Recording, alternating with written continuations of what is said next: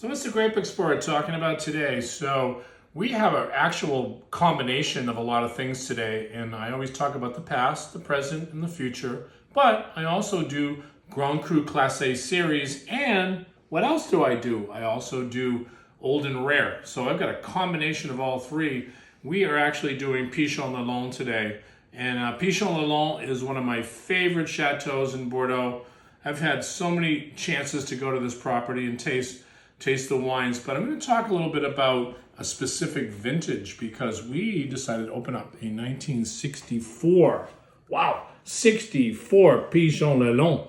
And, you know, all of the kudos goes to Pichon Lalande for the many years of production. And we're going to talk about a little bit of the history, but we also wanted to bring up a little bit about this bottle because this is a 60-year-old bottle. Yes, 60. Wasn't the easiest of getting the cork out. It actually is very old, so, you know, very soft. We had to really work it to get the cork out, but we just wanted to show you and share. The capsule was a little corroded too, so that's obviously sign of age. But look, that was the amount of sediment that was in this bottle, which is really nothing. I mean, compared to the last one we had, which was a lot of sediment in the Hermitage from Chave. To show you that, that's just a little bit of a telltale thing too, the sediment.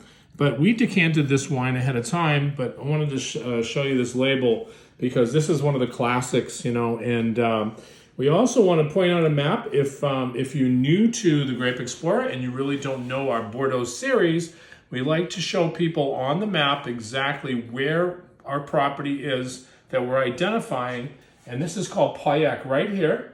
So you've got the river Giron that runs right here, the very famous river. And we talk about this river because they always say that the proximity to the river makes the best wines. And actually, Chateau Pichon Lalande is very close to the river. In fact, when you're out the porch on the balcony, you can actually see the river from the chateau. That's how close you are to this proximity. So that's why I wanted to point out Pauillac is one of the most famous wines in all of Bordeaux. This is actually a second growth.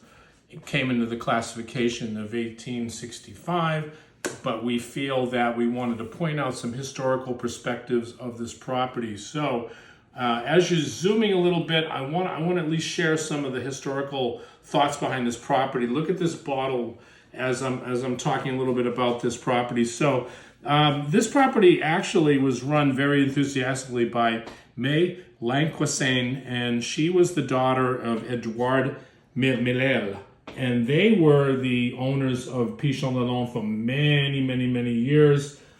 She actually sold the property in 2006 to Louis Roederer Champagne, and they bought in 2006. And that was actually the last year that I actually met May at the property. I was visiting the property, and I was tasting the 2006 with them, and she came out, and she's a very, very gracious host. And I always felt that Pichon Lalande was May. You know, she was so enthusiastic about the property. They had this wonderful glass antique, you know, if you want to say museum, as you walk into the chateau. They were very proud of this museum, and it was beautiful. And, you know, she was obviously, you know, center of attention. But we wanted to zoom in here because 1964 Pichon Lalande, not many people are going to get a chance to taste something like this. You know, you can see this is a 60-year-old wine, and we're going to talk about, you know, 60 years ago. But at the same time, you know, we wanted to identify this wine, you know, 64. And we also wanted to show you something really, really special too. This is my Michael Broadbent's wine book. And before Robert Parker was famous doing his Bordeaux evaluations in 1982, Michael Broadbent was the guy that ran Christie's auction house. And if ever anybody was auctioning off older Bordeaux's, you know, Michael was obviously the one that would be, you know, the person to talk about the vintages, talk about the chateau and historical perspectives, and he would get out there and he would really speak, you know, as the forefront for Christie's auction house. And they would do a lot of these massive tastings prior to the auction where they could actually taste these wines. And we wanted to highlight not only this book, but we also wanted to show you where Michael was highlighting this vintage of 1964, and he also highlighted the vineyard of Pichon Lalande in 1964. So just to talk a little bit about the vintages, and you can see over here Pichon Lalande, and so we talk about vintages in 64. That was actually considered a right bank vintage. So some of the greatest wines that were made, were Cheval Blanc, and also we're talking about Ozon in Saint-Emilion, and we're talking about Pomerol. Think about this, because back in the day, let's say 64, it wasn't always where you would get a great vintage on both sides of the river we talk about. So, we even to this day, we talk about it in terms of vintages. We say it's either a right bank vintage or a left bank vintage. That means that you might have had rain over here. The Merlot obviously is picked a little earlier, so you might get better, like here, Saint-Emilion, you might get better qualities in this grape. So back in those days, the technology, that's why I talk about the past, the present, and the future. The technology back in those days was not the same technology that we get today. So chances are, in the 60s, it was really, you didn't have the computers today to know when the rain was coming. You didn't have all of that technical, availability of all the stainless steel and fermentation and treatment in the vineyards that we have today. I mean, we're talking about 2023 with the treatment of the Merlot, having problems and everything like that. So this was really a very difficult, time in 1964 to really make great wines. So, there were some great successes though. Chateau Latour and Pauillac made great wines. And Pichon Lalande is not too far off the beaten path. At one time, this property, Pichon Lalande, also encompassed Pichon Baron, which was across the street. That's how large that property was. It was Pichon, because the Langeville family, he was the mayor of Bordeaux. He married the family, and so that became what Pichon Langeville, the Langeville family. So when you look today, you'll see Pichon Langeville Lalande, and you'll see Pichon Baron Langeville. That was always encompassing the same property, both on one side of the fence, but they're very entirely different wines. And if you have a chance to ever go to Pauillac, you can see, when you see Pichon Baron, it looks like a Disney World kind of a place. But I did want to share my notes on 2022. I want to zoom back in on the 64 because we talk about the future as well. So I got a chance to taste the 22 vintage, and of course I tasted the Reserve Comtesse, which is the second wine,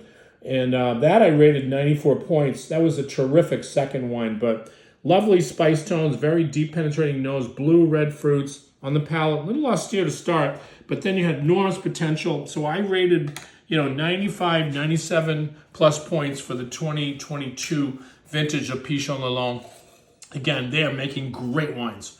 And we're talking top level, second growth properties. Are they up to the level of Lafite and Mouton? I would say just a shade no.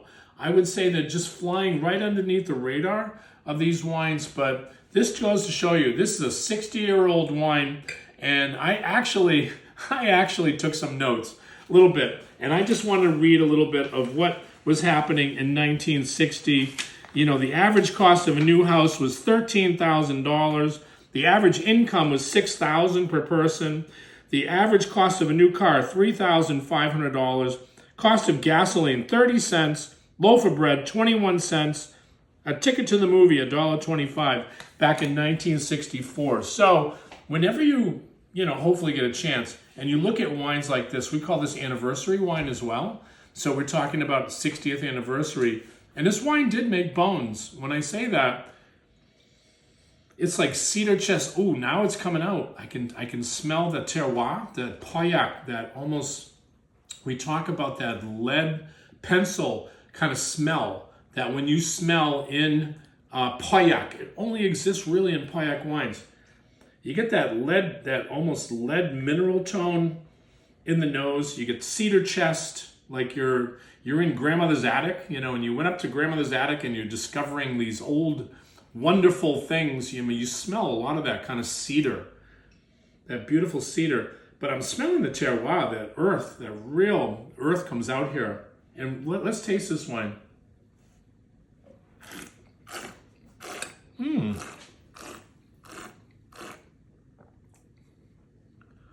Wow, you get a lot of red fruits, obviously dried. You get a little bit of that component of the cedar in the back, but you get that mineral tone. Wow, this is really a pleasure to taste a 60-year-old wine.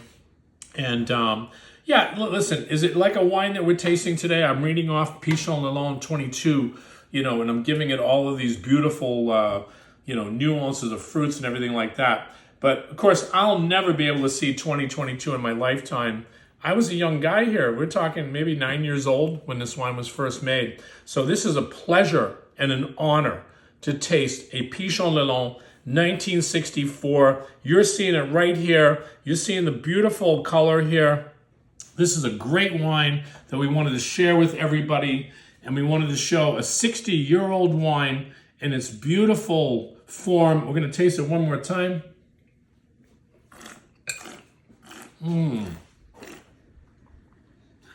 It's lovely. That's all I can say. Again, this is the Grape Explorer. We're talking about great Bordeaux, and we always want to bring great wines to the table. Cheers.